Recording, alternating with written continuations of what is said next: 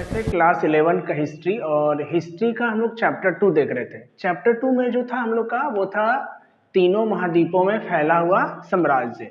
और तीनों महाद्वीपों में फैला हुआ दो साम्राज्य था, एक था रोमन साम्राज्य और एक था ईरानी साम्राज्य। तो आज हम लोग जो टॉपिक देख रहे थे वो रोमन साम्राज्य पे देख रहे थे। इससे पहले हम एक वीडियो डाले हैं रोमन साम्राज्य पे, जिसमें हम लोग क्या किए थे, रोमन साम्राज्य का भौगोलिक स्थिति देखे थे। अब रोमन साम्राज्य के अंदर चलते हैं, उसमें क्या क्या हुआ वो सब हम लोग अब देखेंगे। तो पहले हम लोग शुरू किए हैं यहाँ पर रोमन साम्राज्य का राजनीतिक इतिहास। राजनीतिक इतिहास आप समझ रहे होंगे, कौन सा शासन चला, कौन कौन पीरियड में कौन कौन राजा आए, किस राजा का क्या योगदान था, आखिर रोमन साम्राज्य इतना बड़ा साम्राज्य कैसे फैला, वहाँ के शासकों के कारण ही फैला होगा, वहाँ के शासकों का ही इसमें अहम योगदान होगा इस साम्राज्य को फैलाने में। तो किस शासक ने क्या योगदान दिया वो सब हम लोग सब राजनीतिक इतिहास में देखेंगे। यानी पूरा रोमन साम्राज्य का हम लोग इतिहास पढ़ने वाले हैं। रोमन साम्राज्य को तीन भागों में बांटे हैं हम लोग, राजतंत्र काल, गणतंत्र काल और साम्राज्य काल। कितना काल में बांटे हैं? तीन काल में। राजतंत्र काल 753 से लेकर के 509 ईसा पूर्व तक चला है आपका। गणतंत्र काल 509 से 27 ईसा पूर्व तक चला है। और साम्राज्य काल ईसा पूर्व से लेकर के 27 ईसा पूर्व से लेकर के 476 ईस्वी तक चला है। तीन पीरियड में बांटे हैं, राजतंत्र, गणतंत्र, साम्राज्य। ये राजतंत्र का टाइम पीरियड है, ये गणतंत्र का टाइम पीरियड है, ये साम्राज्य का टाइम पीरियड है। राजतंत्र का मतलब क्या होता है? जहां राजा का शासन हो, लेकिन कैसा राजा? जो जनता के मेल मिलाप से चलता हो, जो जनता का सुनता हो। वो बाहुबली 2 में जो सुने थे ना डायलॉग, मेरा वचन ही मेरा शासन है, उसको साम्राज्य काल कहते हैं। तो साम्राज्य काल नहीं, अभी हम लोग राजतंत्र काल के बारे में बात कर रहे हैं। राजतंत्र काल का मतलब जहां पे राजा जो है वो जनता से तालमेल बना करके चल रहा है, जनता का सुन रहा है, जहां पे उसको सलाह देने के लिए मिनिस्टर है, कई सारे मिनिस्टर है, कई सारे मंत्री हैं जो राजा को सलाह देते हैं। और राजा जो भी काम करता है जनता के हित में करता है, राजा अपने फायदे के लिए नहीं कर सकता है, उसको राजतंत्र काल कहते हैं। ठीक है। दूसरा है गणतंत्र काल। गणतंत्र काल का मतलब जब जनता अपना शासन खुद चुने, यानी जो राजा बनेगा वो जनता खुद डिसाइड करेगा किसको राजा बनाना है, किसको राजा नहीं बनाना है। जनता अपने हिसाब से जब काम करता है, अपने हिसाब से जब शासक चुनता है, तो हम लोग उसको क्या कहते हैं? गणतंत्र काल कहते हैं। क्या कहते हैं उसको?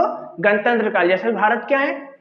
गणतंत्रात्मक देश है, यानी रिपब्लिक कंट्री है। हम लोग वोट दे करके अपना क्या करते हैं? प्रतिनिधित्व चुनते हैं जो हम लोग के ऊपर शासन करता है, उसी को गणतंत्र काल कहते हैं। यानी जनता का प्रतिनिधि जनता के ऊपर शासन करता है, जिसको जनता खुद चुन करके वहां पर बैठाया है। और राजतंत्र काल में राजा तो है, लेकिन जनता के तालमेल से चल रहा है, जनता के अकॉर्डिंग चल रहा है, जनता के लिए काम कर रहा है। तीसरा है साम्राज्य काल। साम्राज्य काल मतलब जब राजा अपने बहुत ज्यादा पावरफुल हो गया है, सारा शासन राजा के पास केंद्रित है, राजा जो चाहे वो कर सकता है, किसी का नहीं सुनेगा, पूरा पावर जो है वो राजा के हाथों में है, उसको हम लोग क्या कहते हैं? साम्राज्य काल कहते हैं। तो पहले हम लोग ना अभी राजतंत्र काल पढ़ेंगे। क्या पढ़ेंगे हम लोग? पहले अभी राजतंत्र काल पढ़ेंगे। तो चलिए देखते हैं राजतंत्र काल के बारे में। राजतंत्र काल शुरू होता है रोमन साम्राज्य की स्थापना से। और रोमन साम्राज्य जो है यानी रोम नगर, रोमन साम्राज्य यानी रोम नगर, अभी के हिसाब से इटली। तो ये जो रोम नगर है इसका स्थापना कौन किया था? रोमुलस और रोमस, दो भाई थे। रोमुलस और रोमस दोनों भाइयों ने मिलकर क्या किया था? रोम नगर का स्थापना किया था। इन दोनों भाइयों को देवपुत्र माना जाता है। क्या माना जाता है? देवपुत्र, यानी इनको देवपुत्र कहा गया है।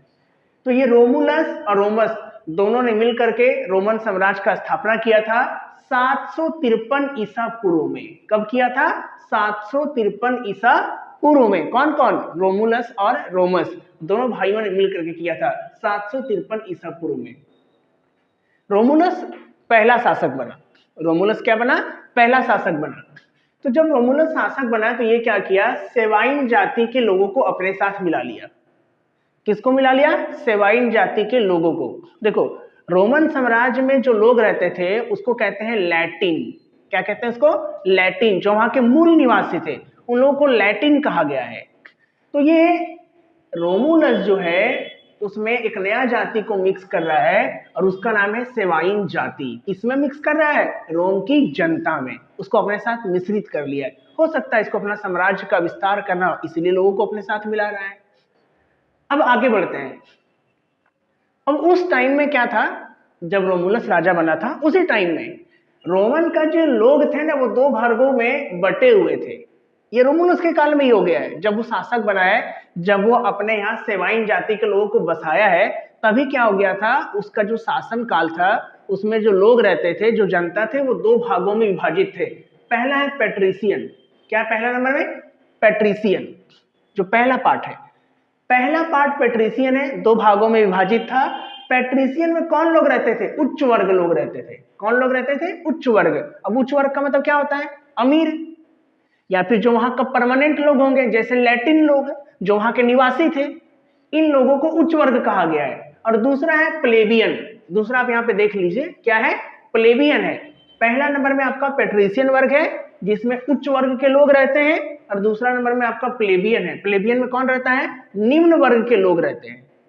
कौन रहता है? निम्न वर्ग। अब ये निम्न वर्ग क्या है? निम्न वर्ग में तो गरीब। उस टाइम में ना दास प्रथा चलता था। अगर कोई कर्ज ले और कर्ज ना चुका पाए तो वो दास बन जाता था, जीवन भर उसके यहाँ नौकरी करता था। फिर वो जो उसका मालिक होता था उसका फिर वो क्या करता था, खरीद बिक्री किया करता था। यानी वो चाहे तो दास को किसी और के पास बेच करके अपना पैसा वसूल कर ले। तो वो क्या करता था, फिर दास को किसी और के पास बेच देता था, वहां से उसको जो रकम मिलता था, अपना जो कर्ज का पैसा है वो अपना वसूल कर लिया।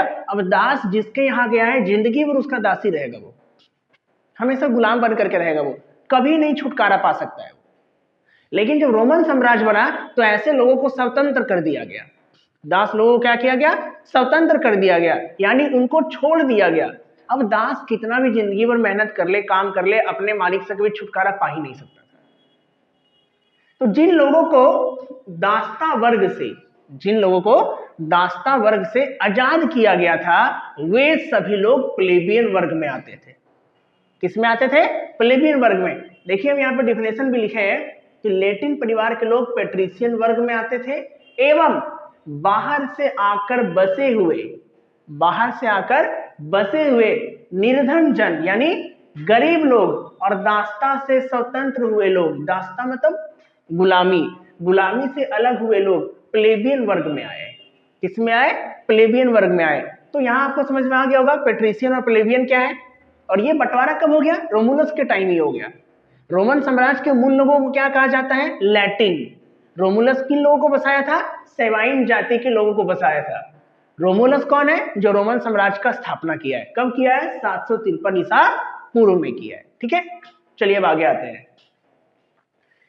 रोमुलस के काल में ही सीनेट की स्थापना हुई एवं कानून बनाए गए। किसका स्थापना हुआ? सीनेट का। अब ये सीनेट क्या है इसको समझते हैं लोग। सीनेट ना आप एक तरह से समझ लीजिए तो मंत्री परिषद। क्या समझ लीजिए आप? मंत्री परिषद। यानी राजा जो भी काम कर रहा है वो सीनेट से पूछ करके कर रहा है। सीनेट क्या कर रहा है? राजा को सलाह दे रहा है। सीनेट क्या कर रहा है? राजा को सलाह दे रहा है कि राजा को ये काम करना चाहिए, राजा को ये काम नहीं करना चाहिए। यानी नीति निर्देशन का काम सीनेट कर रहा है। जैसे अभी देश में संसद भवन है जो तय करता है कि देश में क्या होगा और क्या नहीं होगा, ये संसद भवन तय करता है। कोई भी कानून आता है पहले वहां पेश किया जाता है, वहां से पास होता है, तब पूरे देश में लागू होता है। तो उस टाइम का सीनेट समझ लीजिए आप इसको। सीनेट राजा को नीति निर्देशन देता था, यानी क्या करना है क्या नहीं करना है वो सीनेट बताता था। और कानून यानी देश को चलाने के लिए क्या चाहिए? कानून। तो कानून भी रोमुलस के टाइम में ही बनाए गए थे। जब रोमुलस का काल चल रहा था उसी टाइम में कानून भी बनाए गए थे। सीनेट का भी स्थापना हुआ, कानून भी बनाए गए। कब? ये सब जितना भी कुछ हुआ है सब रोमुलस के काल में ही हुआ है। यानी हम लोग देख रहे हैं कि रोमुलस क्या है? एक अच्छा शासक है, एक ऐसा शासक जो सभी जनता को एक साथ ले करके चल रहा है, सब जनता के साथ मेल मिलाप करके रख रहा है। तो इसके काल में जनता क्या होगा? समृद्ध हो जाएगा, जनता जो है वो अच्छे से अपना जीवन व्यतीत कर पाएगा। अब यहाँ सीनेट को ना थोड़ा और डिटेल से लोग समझ रहे हैं कि आखिर सीनेट कहते किसको है। ठीक है, तो देखिए हम यहाँ पे लिखे हैं साम्राज्य की वास्तविक सत्ता सीनेट में निहित थी। यानी जो पूरा राजा का जो पावर होता था वो सीनेट में था। पावर यानी सत्ता चलाने का काम सीनेट किया करता था, राजा सिर्फ नाम मात्र का होता था। पावर सारा किसके पास था? सीनेट के पास था। यानी सीनेट बहुत पावरफुल था। सीनेट ही सबको मतलब क्या कह सकते हैं हम लोग कि सलाह देता था, राजा को सलाह देता था क्या कानून बनेगा, क्या कानून नहीं बनेगा, लागू होगा, कैसे शासन करना है, ये सब सारा निर्देशन सीनेट ही किया करता था।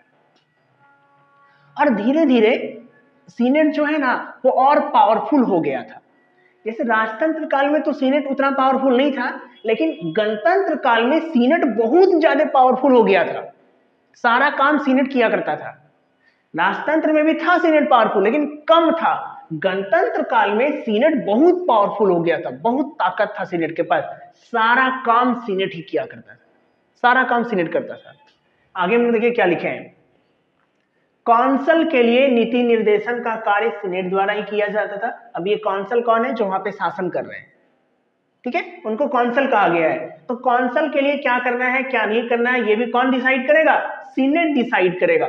लेकिन देखिए यहाँ पे ना एक दिक्कत है, सीनेट में उच्च वर्ग के लोगों की सभा थी। यानी सीनेट में कौन रहते थे? उच्च वर्ग के लोग। और जहां ज्यादा उच्च वर्ग के लोग रहेंगे वो निम्न वर्ग पर क्या करेंगे? प्रताड़ना करेंगे, उसको सताएंगे, उस पर शासन करना चाहेंगे। तो यहाँ उच्च वर्ग लोग का सभा है, यानी ज्यादातर उच्च वर्ग के लोग हैं, तो लोग क्या करेगा? निम्न वर्ग को दबाने का प्रयास करेगा। वही हुआ भी था, उच्च वर्ग लोग निम्न वर्ग पे शासन करने लगे थे। यानी दोनों वर्ग अब आपस में ही लड़ने लगे हैं। उच्च वर्ग और निम्न वर्ग दोनों क्या कर रहे हैं? आपस में ही लड़ने लगे हैं। जिसमें अनुभवी एवं बुद्धिमान व्यक्ति होते थे। सीनेट में कौन होता था? अनुभवी, जिसके पास कई दिनों का अनुभव और बुद्धिमान व्यक्ति होते थे।